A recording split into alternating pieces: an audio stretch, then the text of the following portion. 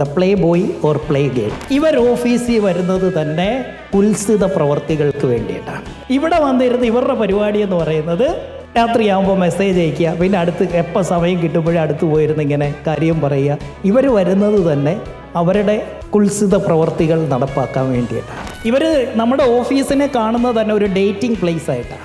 ഭയങ്കര ഇഷ്ടമാണ് അവർക്ക് ഓഫീസിൽ വരാൻ, പോകാനേ തോന്നത്തില്ല അവൻ്റെ ജോലി ഇല്ലാത്ത സമയത്തും അവൻ വരും പണിയെടുക്കാനായിട്ട്. നമ്മുടെ വിചാരം ഇവന് ജോലിയോടുള്ള ഇഷ്ടമാണ്, അവൻ്റെ കുൽസിതം വേറെയാണ്. അവനെ വിളിക്കുന്ന പേരാണ് ദ പ്ലേ ബോയ്.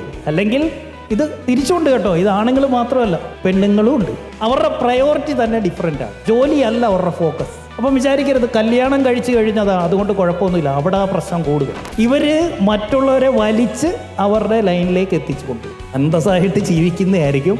അവിടെയും കയറി ഇവന്മാർ പ്രശ്നം, അല്ല ഇവളുമാർ പ്രശ്നം ഉണ്ടാക്കും. ഇതാണ് the play boy or play girl.